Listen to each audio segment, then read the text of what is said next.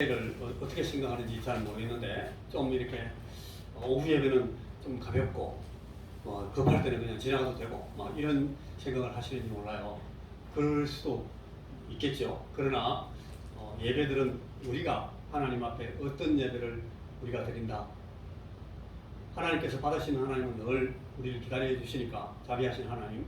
그렇지만 우리가 어떤 자세로 어떤 마음가짐으로 어떤 모습으로 하나님 앞에 우리가 앉는가 하는 것이 우리 예배가 유효한 예배가 되고 하나님을 기쁘시게 하는 예배가 되는 것이냐 하는데 중요한 관건이 됩니다.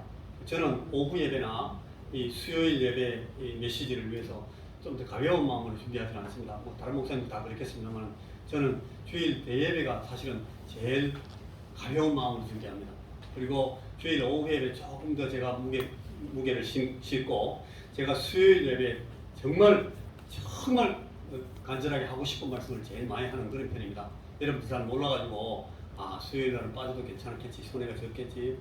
그리고 주일 날 오후 예배는 주일 대예배보다는 조금 아마 가볍겠지. 우리는 주일 큰 예배라고 주일 예배를 주일 대예배라고 한다 이렇게 생각하시는데 저는 주일 대예배란 말 쓰는 것도 좋게 생각하지 않지만 주일 대예배가 없습니다.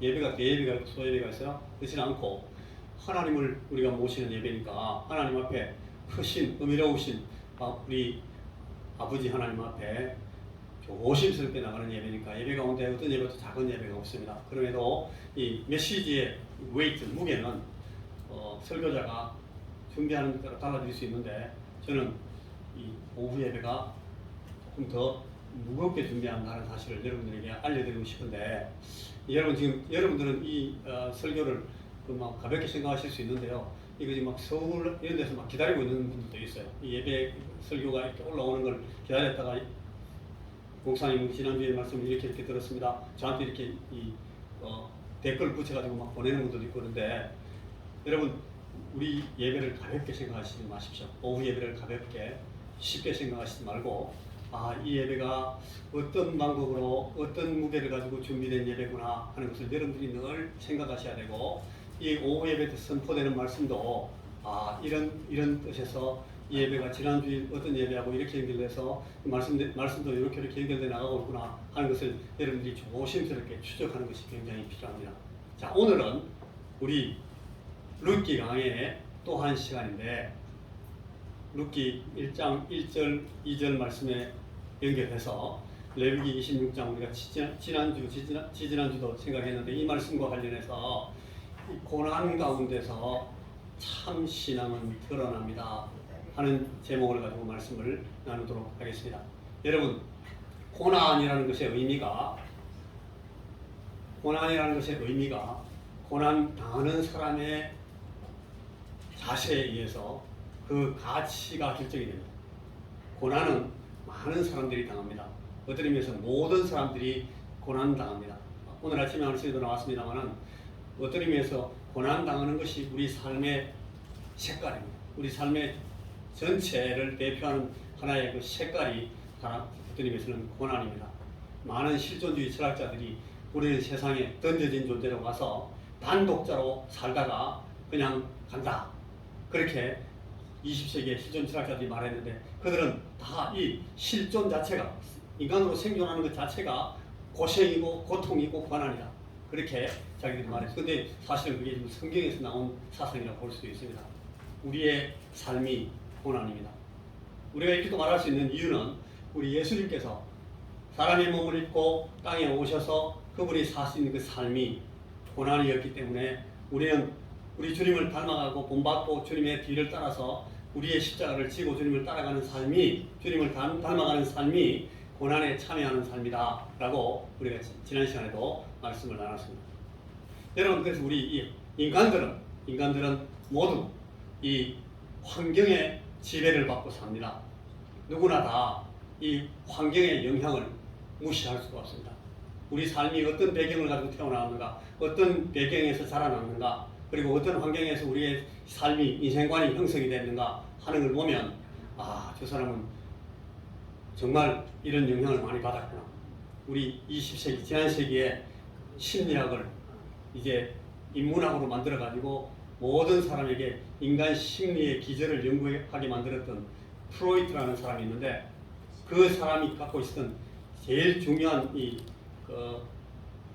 인간 심리에 대한 접근 방법, 어프로치 방법이 뭔가면, 그의 자라날 때 배경이, 그의 성장기에, 심지어는 그가 어머니 뱃속에 있을 때 어떤 환경 영향을 받았는지, 그것 때문에 그 사람의 심리적인 모든 환경이 조성이 되고 그 사람의 심리적인 움직임과 방향이 결정되는 그런 이 환경을 갖게 된다. 그래서 심지어는 그 한 사람을, 그 사람의 심리를 보기 위해서는, 그 사람의 마음의 병을 고치기 위해서는 그 사람의 이 무의식 세계, 그 사람이 의식적으로 이해하지 못하지만 그 무의식 세계 속에 있는 그 사람의 삶에 영향을 준 배경들을 연구할 필요가 있다. 이렇게 연구했던 사람이 있어요. 프로이트라고. 그만큼 사람이 한 사람의 인생을 살아가는데 그가 갖게 되는 이 환경적 영향, 이 배경의 영향이 크다. 그런데 여러분, 지금 오늘 우리 삶의 환경을 돌아보면서 모든 이 인문학자들이 혹은 사회학자들이 또 우리 자신들이 느끼면서 우리가 일치하게 동의하는 바는, 지금 우리 사는 환경이 굉장히 복잡해졌다. 아주 혼잡하다는 것입니다. 21세기가 지난 시기보다, 그 이전보다 훨씬 더 어떤 의미에서는 진보하고 발전했지만 우리의 삶의 환경이 너무너무 복잡해졌다. 그리고 이 사회 환경은 정오,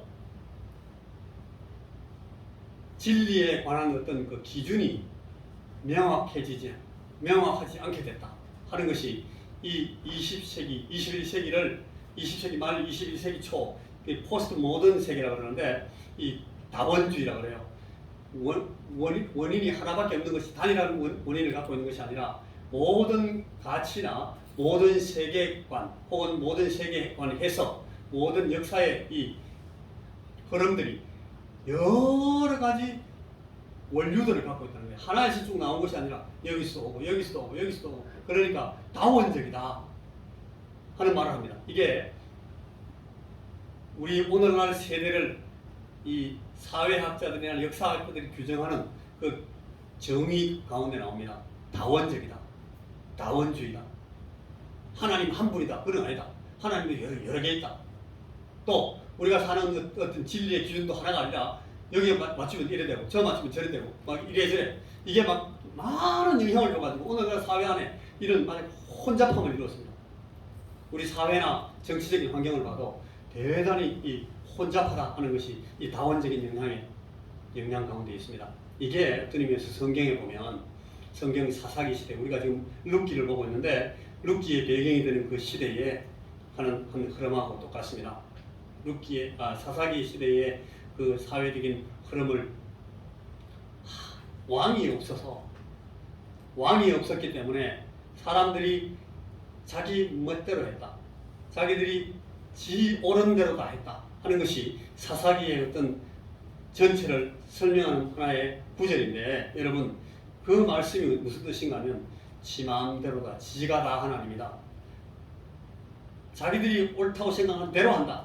그러니까 하나님이 왕이시다가 아니라 왕 없다, 왕 없으므로 내가 내 마음대로 한다.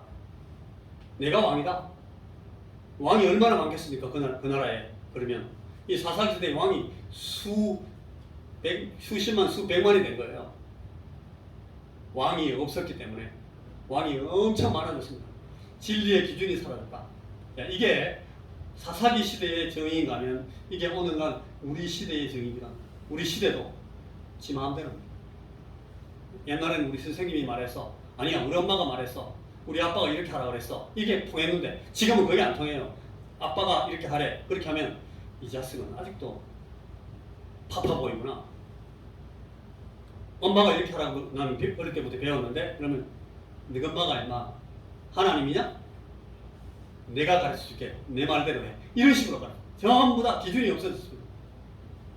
이 혼잡한 사회 가운데서 그러면 우리 그리스도인들은 어떻게 살아야 되겠는가 하는 것이 이 사사기를 시작하면서 우리가 묻고 있는 질문입니다.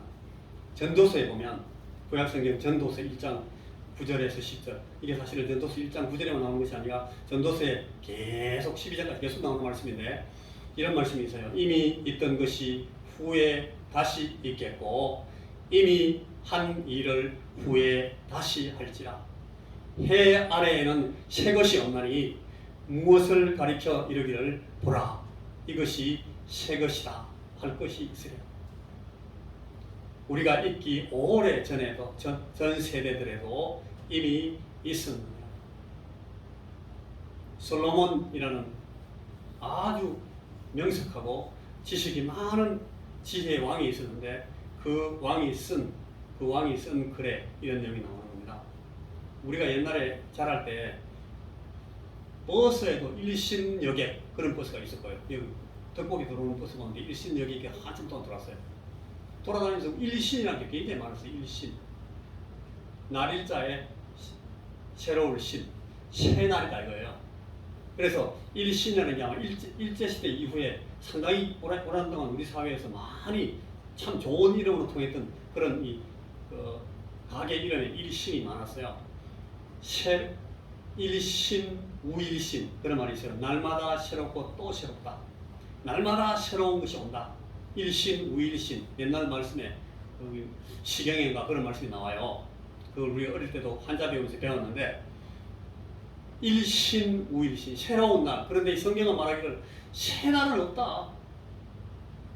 해 아래에는 새 것이 없다. 이 말은 천지 만물 가운데 새 것이 없다는 거예요.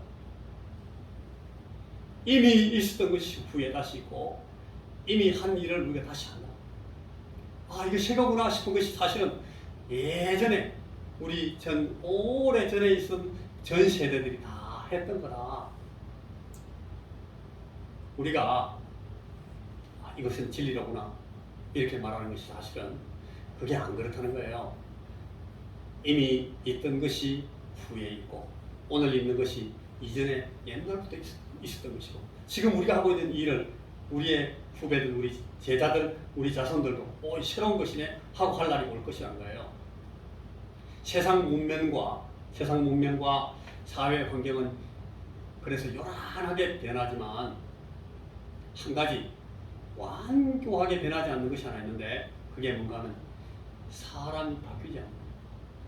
방금 우리가 결코 변하지 않는다, 새 것은 없다 하는 것하고 이 말씀이 굉장히 중요하게 관련되어 있는 내용입니다. 사람은 바뀌지 않는다. 여러분, 세상 역사를 쭉 공부해보면 굉장히 진리다 하는 것이 두 가지가 있는데, 하나는 문명이 계속 발전한다는 거예요. 인간 문명은 계속 발전한다. 심지어는 발전하게 하기 위해서 전쟁도 일어납니다. 세계 제1차 대전과 2차 대전이 일어날 때에 그 대전을 주도하는 사람들이 역사를 새롭게 한다 하는 그런 역사를 새롭게 하기 위한 목표를 가지고 전쟁을 일으켰어요. 1차 세계대전도 그랬어요. 새로 재편하고 완전히 새로운 나라를, 새로운 국제정세를 만들겠다 하면서 일으킨 게 1차 세계대전. 그래서 세상이 전쟁에 들어갔어요. 그리고 그 전쟁이 끝나고 나서 아직 만족이 안 돼가지고 불과 한 20년쯤 있다가 또 세계 제2차 대전이 터졌습니다. 세계 제2차 대전을 일으킨 그 히틀러라는 인류 역사에 잊힐 수 없는 정말 위대한 악을 행한 사람인데, 그 사람이 이 게르만 민족의 순혈을 가지고 이 역사를 새롭게 하겠다. 그래가지고 전쟁을 일으켰습니다. 그런데 그 전쟁이 끝날 때는 모든 민족들이 전부 다 전쟁에 관련된 나라들이 다 파괴되고 깨지고 망하고 많은 사람들이 죽임을 당하고 수천만 명이 죽었습니다. 그러고 나서 이 2차 세계대전이 끝난 뒤에 모든 사회학자들과 역사학자들이 말하기를 인류는 결코 발전하지 않는다. 인류의 문명은 결단코 발전하지 않는다. 그런 결론을 내렸어요. 거기서 완전히 2차 대전 후에 온 세계 문화 인류 학자들이, 모든 역사학자들이 전부 절망을 경험하고, 그때부터 아까 말했던 그 실존주의적인 그런 세계관으로 들어갔습니다. 아, 이게 평화가 없구나. 전쟁을 일으켜서 새롭게 만든다는 것이 이 망상이구나. 인간들은 과학을 발전시키면 인간들을 행복하게 하는 것이 아니라 과학이 발전되면 발전될수록 인간들은 더 크게, 더 심각하게, 더 포악하게 파괴하는구나. 과학은 인간을 건설하는 것이 아니라 인간에게 덕을 끼치는 생산을 주는 것이 아니라 이익을 끼치는 것이 아니라 과학의 발전은 인간을 멸망하게 한다. 그런 절망에 빠졌어요. 그게 2차 세계대전 후에 생긴 이 온 세상을 휩쓸었던 한 사상입니다. 그리고 나서 그 사상의 뒤끝에 지금 우리가 이 다원주의적인 세상에 와 있는 거예요. 문명은 끊임없이 발전한다 그렇게 믿었는데 그게 사실이 아닙니다. 그리고 사회 기본 구조는 결단코 변하지 않는다. 그러니까 왕이 될 사람들은 따로 있고 종이 될 사람은 따로 있고 잘 사는 나라는 잘 살게 되고 못 살게 된 사람들은 그런 대륙은 아무리 고생해도 안 된다. 아프리카는 아프리카로 남아있고 아시아는 아시아로 남아있고 세계는 항상 서구 사람들이 중심이 돼서 이 백인들이 문화를 끌고 간다. 그런 이상한 그 세계관이 20세기 초 또 20세기 후반까지도 계속 있었다. 그런데 그게 사실이 아니에요. 다 망가지고 깨지고 이제는 그게 사실이 아니라는 것이 알려져 있고 제가 아프리카에 사역할 때 제가 한 20년 이상 그쪽 사역에 다녔는데 여러분 요새는 서구 사람들이 아프리카에 연구하러 옵니다. 배우고 이 사람들 속에 있는 그 원형의 문화나 원형의 사상이나 그들 가운데 있는 아주 미개해 보이는데도 굉장히 의미가 있는 것이 있다 하는 생각을 가지고 배우러 내려와요. 그런데 그럼에도 불구하고 우리가 오늘날까지 이 인류학자들이나 문화학자들이나 역사학자들이나 이 문명학자들이 다 말하는 한 가지 중요한 이 전제가 뭔가는 사람은 바뀌지 않는다. 인간들이 안 바뀝니다. 아무리 변화해도 과학이 아무리 발전하고 변화무쌍하게 발전되고 세상에 없던 그런 막 이상한 발명품이 나오고 해도 한 가지 안 바뀌는 것은 사람은 안 바뀐다. 이게 굉장히 중요한 여러 가지 의미를 갖습니다. 성경도 오늘 우리가 보고 있는 이 성경도 그렇게 말합니다.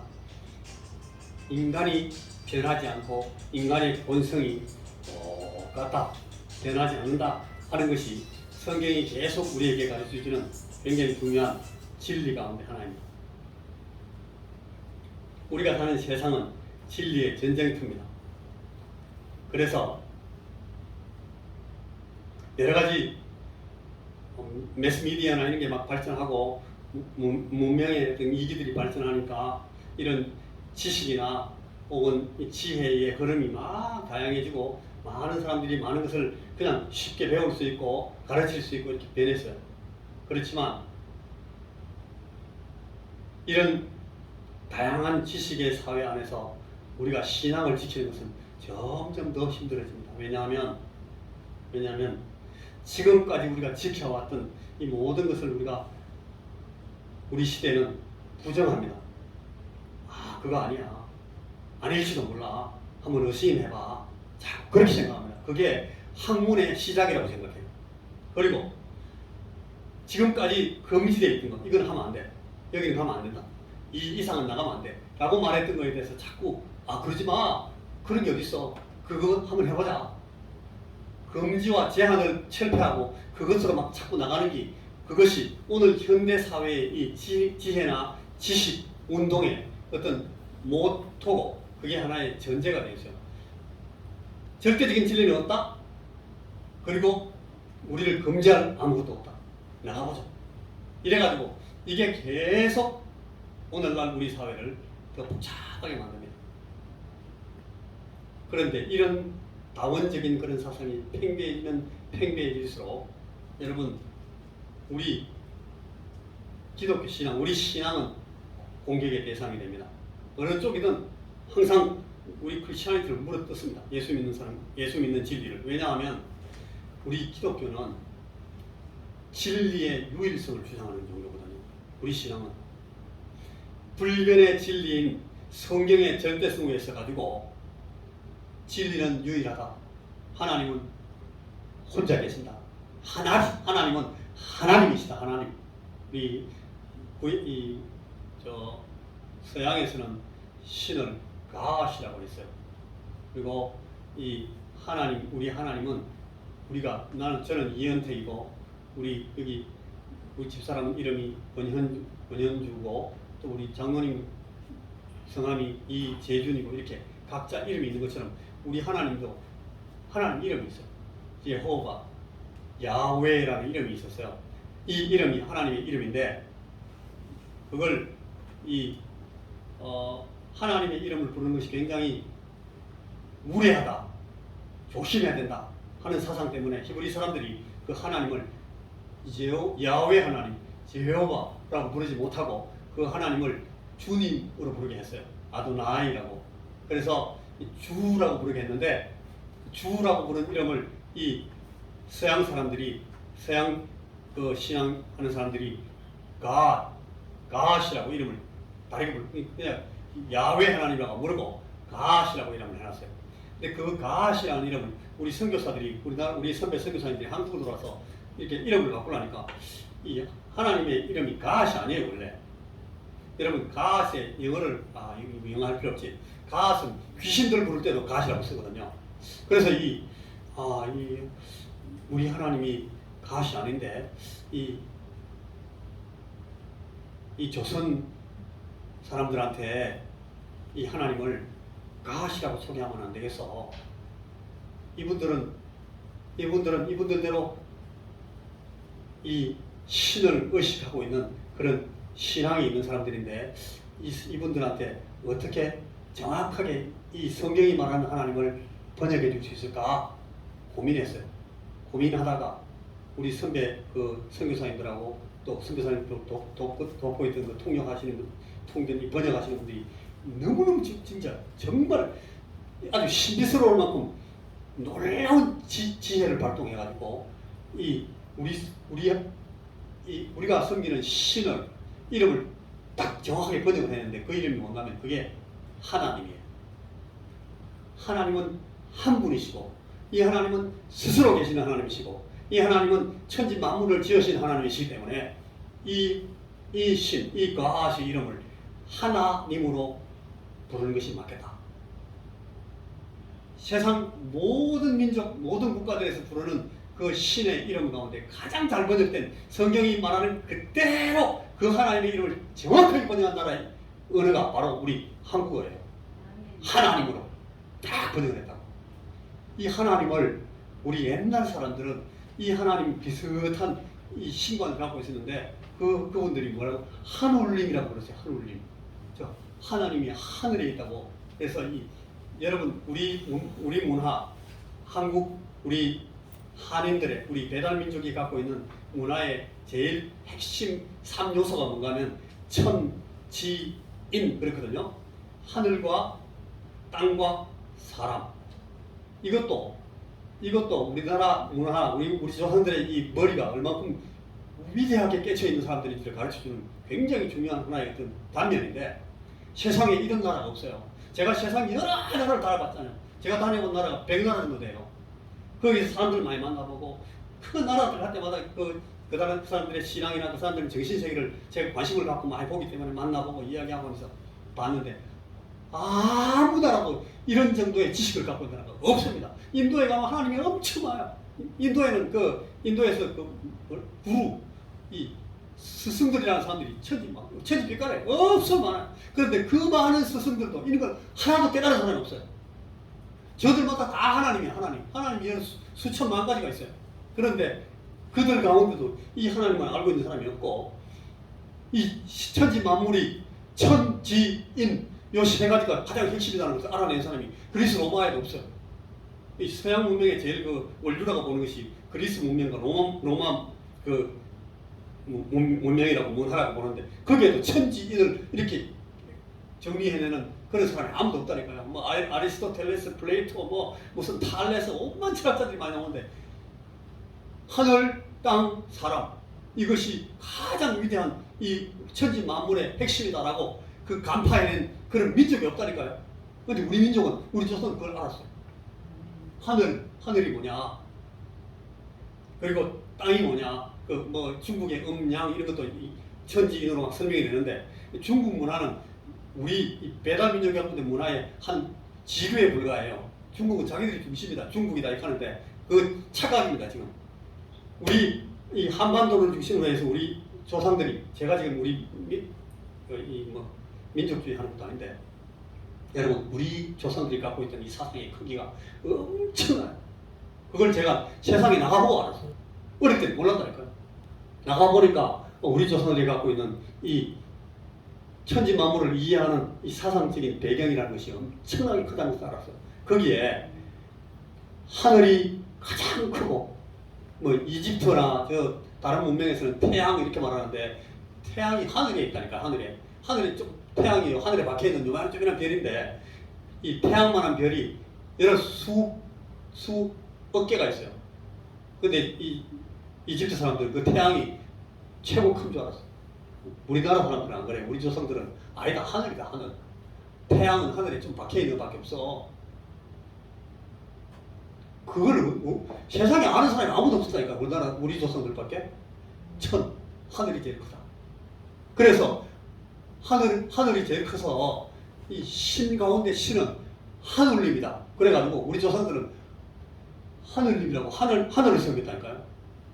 그래서 하늘님 이게 리얼 탈락이 돼가지고 발음이 하느님이 되네요. 그래서 요새 우리 민속학자들이 우리나라 애국가에 하나님이 보호하사 우리나라 만세, 우리 신앙을 갖고 있는 우리 선배 어른들이 잘 가사를 쓰는데, 이거 하나님 지워버리고 우리 조상들이 갖고 있었던 하느님으로 바꿔라. 그리고 요새는 가사가 하느님이 보호하사 이렇게 됐습니다. 그게 진보가 아니라 그게 퇴보입니다. 이 사람들이 잘 몰라가지고, 민속학자들은 전부 무당 섬기는 사람들이 많거든요. 하늘님이 최고인 줄 알아요. 하늘을 만드신 이 하나님이 계신 걸 이 사람들은 모르는 거예요. 그러니까 불행하게도 요새는 가사를 갖다가 하느님이 이렇게 해놨습니다. 근데 우리는 그렇지 않죠. 우리는 하나님인 줄 알고 있으니까. 그러니까 제가 지금 말하고 있는 이런 하나님의 하나님 되심, 그리고 이 하나님이 사람이 돼서 오셔서 우리를 죄 가운데서 구원하시기 위해서 죽으시고 부활하신 이 예수 그리스도를 믿는 그 믿음으로만 우리가 죄 사함을 받고 하나님 앞에 구원을 얻을 수 있다, 영생할 수 있고 하나님 앞에 간다라고 가르치는 이 진리가 유일한 진리를 주장하기 때문에 이걸 배격합니다. 다원적이라 했는데, 그래야 이것도 맞고 저것도 맞고 니도 맞고 나도 맞고 다 맞고, 그래 니도 맞다 해야 이러면 좋겠는데, 우리는 아니고 하나님은 하나님이시다. 하나님은 한 분이시다. 하나밖에 없다. 내 앞에 다른 신을 이렇게 두지 말라고 막 하신 참 하나님은 한 분이시다 라고 주장하는 것은 이 사람들한테 그리치는 거예요. 막 도전합니다. 계속 배타적이라고. 예수 믿는 사람 왜 이렇게 배타적이냐, 니만 뭐냐. 어쩔 수 없습니다. 하나님은 한 분뿐이시니까. 아시는 분은 알고, 이 하나님 안에 들어오는 분들은 아이고 내가 이걸 몰랐네 다 그렇게 말하는데, 그때까지는 다 배타적으로 보이고 자기만 주장하는 걸로 보입니다. 그래서 하나님을 자꾸 반대하는 그런 신앙이 자꾸 쓰는데, 여러분 우리 사사기 시대의 이 사람들은 이 하나님 신앙을 잃어버렸어요. 그래가지고 이 사사기 시대, 룻기의 배경이 되었던 이 시대에 자기 소견대로 지가 하나님이다, 지가 제일 옳다, 지가 왕이다, 하나님 왕 아닙니다, 더 이상 하나님 나를 다스리려고 하지 마세요, 난 내 맘대로 할 거예요.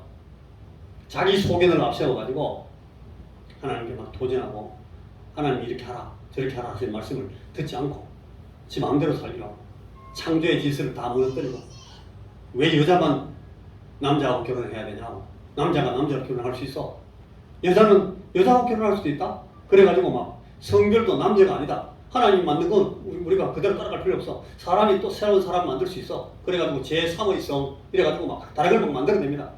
이게 다 다원주의의 영향입니다. 지금 뭐 성차별 반대법 그거 처음 만드는 사람 다 이런 복잡한 다원주의적인 사상 때문에 그렇게 막 나가는 거예요. 그게 하나님의 창조를 다 무너뜨리고, 지금 마음대로 우리가 사람이니까 사람이 최고야, 하나님은 사람이 만들어 막 그러면서 하나님도 자기들이 만들려고 그래요. 하나님 만드신 세계를 다 자기들이 재편을 하겠다고 그러고, 이 시대가, 오늘날 시대가 이 사사기 시대가 보여주는, 사사기 시대가 마치 거울처럼 우리에게 보여주고 있는 시대가 오늘의 시대예요. 이런 인간의 본성, 하나님을 없이 하려고 하고 하나님을 우리 앞에서 없애려고 하고 내가 하나님이 되려고 하고 내가 내 소견대로 옳은 대로 한다. 내가 왕이다. 라고 하는 이런 인간의 본성, 이 본성이 절대 변하지 않는 거예요.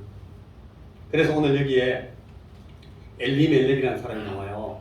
이 사람이 룻기 1장 1절에 우리가 아까 본 것처럼 보면 사사들이 치리하던 때에 그 땅에 흉년이 들으나 유다 베들레헴의 한 사람이 그의 아내와 두 아들을 데리고 모압 지방에 가서 거류했는데 그 사람의 이름은 엘리멜렉이다.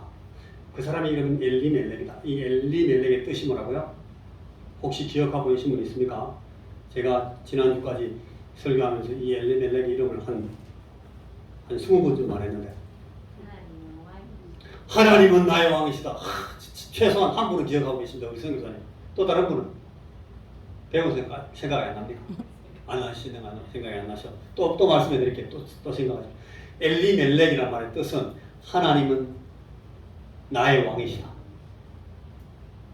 엘이란 말이 하나님을 말하는 것이고 멜렉이라는 말이 왕. 하나님은 나의 왕이시다. 엘리멜렉. 이 엘리멜렉은 자기 이름에 하나님에 대한 선언을 갖고 있던 사람이에요. 하나님은 나의 왕이시다. 이렇게 자기 스스로 하나님은 나의 왕이시다 라고 돌아다니는 사람인데 이 사람이 그만 흉년이 드니까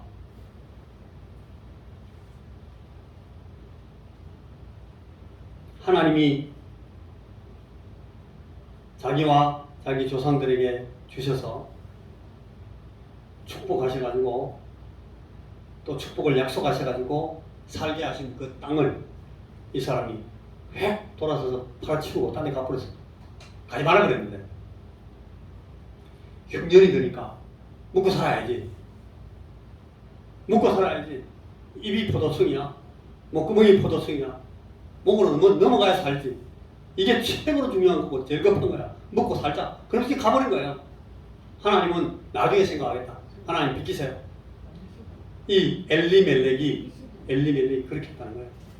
이게 여러분 엘리멜렉은 이 우리가 성도로서 결코 닮으면 안 되는 그런 아주 닮으면 안 되는 모델로 나오기 때문에 그래요. 이 엘리멜렉은 무늬만 성도예요. 무늬만, 색깔만, 간판만, 여러분 구호만, 현수막에 써놓은 이름만 하나님은 나의 왕이시다. 이름만 그렇게 해놓고 살기는 그냥 지 마음대로 지가 왕이에요. 하나님은 나의 왕이시다 해놓고 지가 왕이 되는 거야. 지 마음대로 지 하고 싶은 대로. 그런 사람들, 하나님이 왕이라고 말해놓고 지 마음대로 사는 사람들의 대표가 누군가는 엘리멜렉입니다. 이 엘리멜렉이. 그래서 흉년이 되니까 흉년과 같은 이 고난은 성도, 예수 믿는 사람, 저 자신을 스스로 검증해야 되는 그런 검증의 시간인데 자기가 삐뚤어진 신앙을 갖고 있었다는 것을 하나님이 바로잡으시려고 하고 있고 자기가 타협하고 있는 부분들에 대해서 하나님이 네가 갖고 있는 이 진리를 다시 수복하고 다시 회복해라 라고 하나님께서 지금 자기에게 말씀하고 계신다는 사실을 깨달아야 되는데 이걸 깨닫지 못하고 어차피 무늬만 자기 신앙이었으니까 이 흉년이 지니까 흉년을 타개하는 방법으로 하나님께 사실은 말씀을 들으려고 하지 않고 자기 목구멍이 포도청이다. 내 입이 내 목구멍이 하나님이다. 그러고 이제 떠나버렸어요. 그런 성도, 그런 무늬만 성도인 사람의 대표 모델로 지금 여기 엘리멜렉이 나와 있는 거예요. 그러니까 룻기는 참 불쌍한 이야기로 시작하는 겁니다. 하나님은 이런 비뚤어진 신앙이나 타협적인 신앙, 하나님을 떠난 신앙을 고난을 통해서 바로잡으시기를 원하십니다. 흉년이 그래서 나왔습니다. 그런데 자기 소견대로 하는 살기를 원하던 이 엘리멜렉, 무늬만 나의 하나님은 나의 왕이시다 했던 이 엘리멜렉은 자기 공동체를 홀홀히 떠나버렸습니다. 여러분 교회 안에 머무르는 성도라고 하지만은 이런 엘리멜렉 같은 형식적인 성도는 작은 고난만 찾아와도 믿음의 공동체를 떠나버립니다. 아무 미련 없이 가버려요. 뭐 그냥 나중에 편할 때 오지 뭐. 그러고 가버려요. 이게 이 엘리멜렉과 같은 사람들이 행동하는 방법입니다. 어차피 무늬만 성도니까, 무늬만 신자니까. 우리 하나님은 우리가 하나님의 이름을 부를 때만 해도, 우리가 하나님의 이름을 잘 아는 사람들은 하나님 하고 나면 좀 마음 보는 게 너무 무겁습니다. 두렵습니다. 우리 하나님은요, 죄악을 심판하시는 하나님이세요. 하나님은 의로우시고 정의로우신 하나님이시니까. 그렇지만 이 하나님은 아까 우리가 읽었던 말씀처럼, 제가 이걸 넘겨야 되는데 그냥 다 지나버립니다. 이 하나님은 심판하시지만, 제가 지금 지나간 말씀드린데 보세요. 우리는 그래서 순교자로 살게 되어 있다. 세상에서는 고난당하는 그리스도인으로 산다. 흉년과 같은 고난은 성도의 신앙을 검증하는 때인데, 무늬만 있는 사람은 결국 실체를 드러내게 되어 있다. 고난에서 드러난다. 고난은 신앙인의 본질을 드러나게 하는 용광로이기 때문에 그렇다. 여러분 맨날 고난당합니다. 저도 그렇고 여러분도 그렇고, 그 고난의 때에 이게 무슨 뜻일까를 생각하는 것이 참 하나님을 아는 사람들의 사고방식이에요. 이 엘리멜렉이 그 흉년 앞에서 취해야 될 그 행동 자체는 적극적인 자기 점검이었어요. 그런데 자기 점검을 하는 대신에 이 사람은 도망치고 빠져나가려고 시도했던 거예요. 아이고, 흉년이네. 목구멍이 포도청이야. 빨리 가자.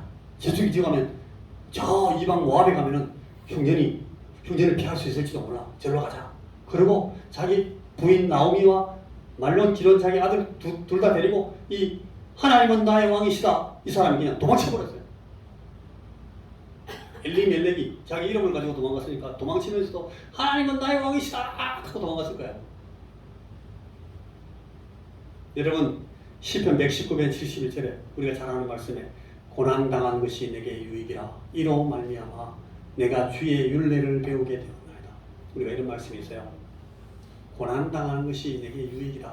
고난당하고 나서 하나님이 원하시는 것이 이것이구나 하는 것을 깨달았다는 거예요.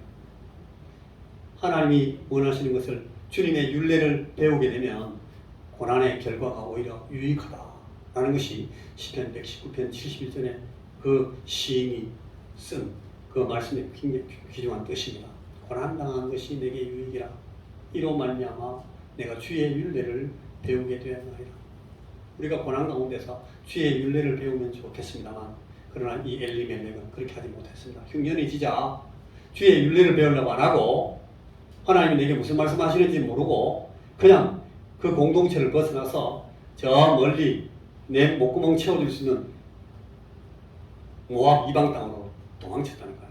선교하러 간 게 아니고 도망을 쳤어요. 여러분, 하나님께서 징계하실 때는, 징계를 당할 때는 항상 그 징계의 목적을 이해하려고 해야 됩니다. 이것이 참으로 하나님은 나의 왕이시다 라는 신앙을 갖고 있는 사람들이 해야 될 일이에요. 엘리멜렉과 같은 사람. 오늘 저와 여러분, 우리는 징계하실 때에 이 징계의 목적이 뭘까? 이걸 이해해야 됩니다. 그러지 않으면 주변에 있는 사람을 상하게 합니다. 네 탓이야. 그렇게 하기 쉬우니까. 자네 때문에 그렇잖아. 네가 똑바로 안 해서 그렇잖아. 막 이렇게 해가지고 그걸 피해려고 그래요. 그리고 나서 도망칩니다. 또 모압으로 가자. 이게 하나님의 징계를 똑바로 이해하지 못하는 사람의 결정적인 두 가지 태도입니다. 우리도 그렇고 우리가 다 자주 그렇게 하는데, 어떤 일이 터지면 바로 대놓고 네 탓이라고 덤벼듭니다. 그러고 나서는 딴 데로 빠져나가 버립니다. 그게 이 엘리멜렉과 같은 사람들이 하는 방법입니다. 하나님의 율례를 배울 특별 교육기간을 잘못 쓰는 거예요. 징계는 특별 교육기간인데 저 기간을 잘 보내면 고난당한 것이 내게 유익이 되는데, 그걸 그냥 네 탓이다, 남 탓을 해버리고 그 다음에 자기는 쑥 빠져나가 버리는 거예요. 하나님은 나의 왕이시다는 도망가 버리는 거예요. 이러면 하나님은 나의 왕이시다. 이러면 엘리멜렉이면서 하는 짓거리는 그냥 도망치자. 오늘 우리가 읽었던 레위기 26장 45절에 이런 말씀이 있습니다. 같이 한번 읽어보겠습니까? 내가 시작. 내가 그들의 하나님이 되기 위하여 민족들이 보는 앞에서 애국 땅으로부터 그들을 인도하여 낸 그들의 조상과의 언약을 그들을 위하여 기억하리라. 나는 여호와니라. 여러분, 레위기 26장에 하나님이 이 흉년을 주시는 이유, 그리고 너희가 너희 땅을 잃고 딴 데로 쫓겨나는 이유, 이 징계, 하나님의 법을, 하나님의 율례를 지키지 않고 하나님은 나의 왕이시다라고 하는 사람들이 지 마음대로 살았을 때 어떻게 되는가, 결과를 쭉 이야기하고 제일 끝에 이 말씀을 붙여놨어요. 내가 그들의 하나님이 되기 위하여, 내가 그들의 하나님이 되기 위하여 민족들이 보는 앞에서 이렇게 했다. 너희들과 언약한 것을 내가 꼭 지킨다. 여러분, 우리 하나님은 우리를 징계하시는 분이십니다. 하나님은 의의 하나님이시고 하나님은 죄악을 심판하시는 하나님이기 때문에 하나님 자기 자녀의 죄악을 그냥 방관하시고 방치하시지 않습니다. 우리가 실수하면은 하나님은 바로 잡으십니다. 야, 너 그러지 마. 똑바로 해. 그러지 마. 이것도 주시고 저것도 주시고 계속 징계하십니다. 흉년도 주시고. 아, 흉년이네. 하나님, 제가 하나님의 이런 율례에 순종하지 못해서 하나님 지금 나 특별 교육 기관에 집어넣으셨구나. 하나님 죄송합니다.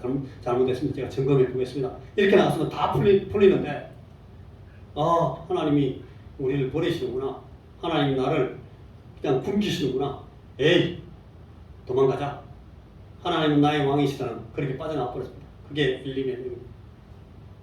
그런데 그 하나님은 하나님 자신에 대해서 어떻게 말하냐면 내가 그들의 하나님이 되기 위하여 그렇게 했다. 하나님은 우리를 징계하시는데 하나님은 우리를 갈구시지 않습니다. 하나님은 우리를 막 때리시지 않습니다. 왜냐하면 하나님은 그 이유가 있거든요.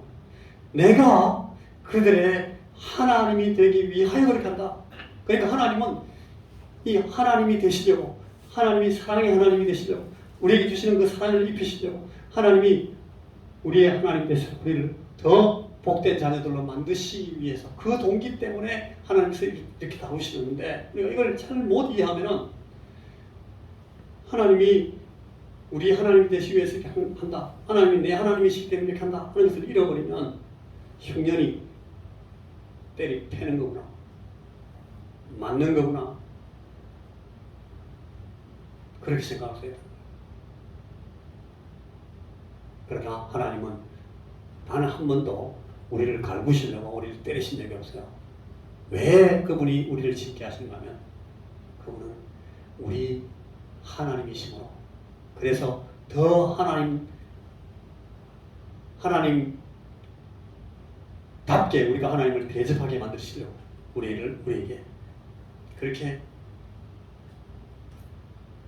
징계하시는 것입니다. 내가 너희를 심판하겠다.